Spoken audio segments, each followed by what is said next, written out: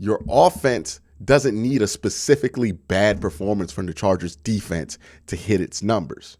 Your defense doesn't need a specifically bad performance from the Chargers offense to hit its numbers. The team that needs to overperform is the Chargers this week. The Browns come in, they play how they played all year, they will probably win this game. That's what the numbers suggest.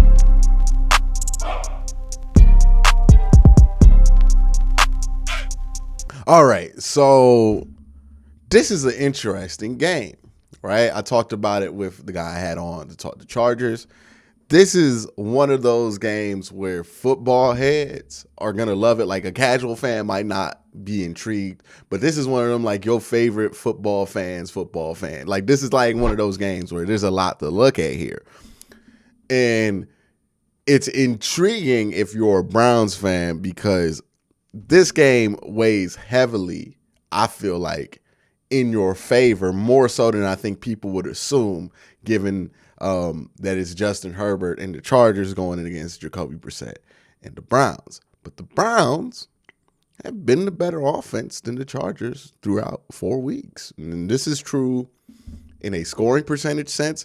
This is true if we just look at it from touchdowns scored per drive. This is true. And this is true from a lot of different perspectives, right? And here's some numbers I'll give you here, right? Before I get to the main dish of this game plan. The Chargers have scored on average 23 points a game. They've given up 27. The Browns on average have scored 26, so already more than the Chargers right there, and have only allowed 23.8. All the flack we give Joe Woods about this defense, 23.8 points allowed versus the Chargers 27. The Chargers have allowed more on average than they've scored. Browns have allowed less than they have scored. Browns have been better in point differential. Browns have been better with first downs. Much better with first downs. Now, part of the reason the Chargers don't have a ton of first downs compared to the Browns is the Browns aren't a quick strike offense. Chargers are. But that's going to lead into the main reason why I think the Browns should win this game. All right. First downs, the Chargers have gotten 77. Pretty good amount. It's about league average. The Browns, 96. That's top three, right? I think it's the Eagles and the Chiefs or the Bills or one of those two teams that have gotten that many first downs. So really, really good on that front. Now, here is the absolute strategy to winning this game. Because if you just play by this strategy, it does not require you to be a better team than you have been all year. It does not require the Chargers to be a worse team than they have been all year. If the Browns can do this and hold these trends true, that they have been held true for 4 weeks, then they will win this game. Not by a significant margin, mind you, but they will win this game. And it doesn't require the Chargers playing especially bad or the Browns playing especially good. And this is scoring efficiency. That's what I'm talking about. Weaponizing scoring efficiency. Now, what do I mean by weaponizing your scoring efficiency? The Browns are one of the most efficient offenses in football when it comes to points to drives, right? The Browns have had 41 offensive drives. They have scored, I believe, on 20 of them. That is 49%. 12 of those 20 drives have been touchdowns. So 60% of those 20 scoring drives have been touchdowns. And the Browns are about 50% likely to score every time they touch the football. On the other hand, you have the Chargers, who have had 45 drives this year. Only 16 of them ended in points, which is 36%. And only 11 of those have ended up in touchdowns. So they have a higher touchdown percentage, right? So if they're going to score on a drive, it's a little bit more likely they score a touchdown, right? 68%. So what does this mean? For example, let's say both teams get 10 drives in a game, right? The Browns get 10 drives. The Chargers get 10 drives. That means that the Browns would likely score on 5 of those drives. of those 5 drives, let's say 3 of them are touchdowns, 2 of them are field goals. That gets the Browns to about 28 points. The Chargers, on the other hand, right, they would be in that similar situation. And out those 10 drives, you could say 4 would end in points, 3 would be touchdowns, 1 would be a field goal. You get to 24-27. It didn't require the Chargers to be a different team. It didn't require the Browns to play specifically great, and you win this game. This is what I mean by if you weaponize scoring efficiency this week, you should win this game. If you need further proof, let me give you further proof, because a lot of the question about this game on both sides of this matchup about the defenses, right? Chargers fans worried about their defense's ability to hold up. Browns fans worried about our defense's ability to hold up. And here's what I would say. If the Browns defense just holds up to the trends that they have already allowed throughout this year, right? We have talked about 4 weeks. We have complained about this defense for 4 weeks. But if the Browns defense just plays like they have the last 4 weeks, which sounds crazy, but it is true, they will only give up about 38% of their drives would be scoring drives, with about 64% of those drives being touchdowns, which is the exact same, well, not the exact, which is a very similar percentage to what the Chargers have done already this year.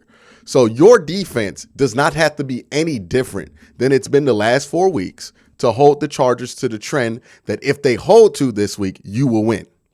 I hope this all makes sense. On the Chargers defensive side, they have allowed points on 44% of their drives. 60% of that 44. And of those 44% of drives, the 20 drives that ended in points, about 60% of those were touchdowns. So again, your offense doesn't need a specifically bad performance from the Chargers defense to hit its numbers. Your defense doesn't need a specifically bad performance from the Chargers offense to hit its numbers. The team that needs to overperform is the Chargers this week. The Browns come in, they play how they've played all year, they will probably win this game. That's what the numbers suggest. If the Chargers come in and play better than they have, then the Browns are in trouble. But this is what the numbers suggest. Now, I've talked about scoring efficiency a lot. I've given you all these numbers. I hope that you guys could follow along with me. Let me know if this was a bit chaotic and if I need to put more visual aids on here when I do stuff like this. But I was very excited when I made these discoveries. And one of the things that I want to point to is how can you weaponize scoring efficiency, right? I can talk a lot about it, but how have the Browns already have done it? And why is it so important? Let's start with this from a Chargers perspective. The reason weaponizing scoring efficiency against a team like the Chargers is important is because, again, the Chargers are not an efficient offense. This goes the same for the Cincinnati Bengals, right? When you play them, they're not an efficient offense, which means in order to get a lot of points, they need a lot of drives, right? And if you don't give them those drives, if you hold them to like 10 drives, 11 drives, they're going to put up a pretty pedestrian amount of points. Despite being very high powered, they're going to put up a pedestrian amount of points because that's what the numbers suggest, because they go 3 and out more than you would think. The Browns only go and not score on drives about 50% of the time. They're over 60. You see what I mean? So if you limit possessions, the odds are that they're probably going to underperform versus overperform, right? They need more possessions to hit their numbers than the Browns do. Secondly, when we go to first downs, right? I brought up that stat for a very important reason. The Browns do not need Nick Chubb to have 110 yards with a 70-yard run in it, right? So that's not good for the Browns. If Nick Chubb breaks a big 70-yarder and he only ends with like 110 yards, that's not good. The game we need Nick Chubb to have is like 115, but like the biggest run is like 8-9 yards. You want those consistent gashes, right? You want to be able to kill clock. You want to be able to get downfield at your own pace, and you want to be able to milk this game away. If you have noticed, when we've watched these Cleveland Browns games all the last 4 weeks, we've noticed that we've been going to halftime really early. We usually are, the Cleveland Browns, one of the first teams to go to halftime out of everybody. I mean, these games are going to halftime at like 2 o'clock. If you've been paying attention, and I know a lot of you have, you've noticed the Browns go to halftime really early. Part of the reason is they run the ball a lot. They kill a lot of clock. They are efficient with the football, which means the clock does not stop. This is what the Browns have done every week, right? I've noticed this 4 weeks in a row that these games have been flying by in the first half. This is what they do. So again, this is not asking the Browns to be special. Just be who they are, right? They have to play bad to lose this game. And that's a fortunate situation to be in. Because again, if we get to this game and we're at halftime at around 2, we're feeling good. We're playing the game we need to, because that means we're killing clock. That means we're in control. That means we have the ball more often. Time of possession, we're winning. That means Nick Chubb's getting chunks. That means Kareem Hunt's getting chunks. That means we have the Chargers where we want them. And again, it doesn't require a special effort to do this, right? This is the difference between a good matchup and a bad matchup for you. This is the key. This week, more than any other week, you have to play to your strength. And you're one of the best teams in the NFL at your strength. Scoring efficiency. Run the ball, run it well. I'm pretty sure they'll do that. Look, Jacoby Brissett's going to be in quarters for the first time all year. I don't think they're going to plan to throw into that a lot. Run the ball, run it well, milk clock, control the game, play the football we've been playing for 4 weeks already. You win this game. It's really that simple this week. Justin Herbert is a great quarterback.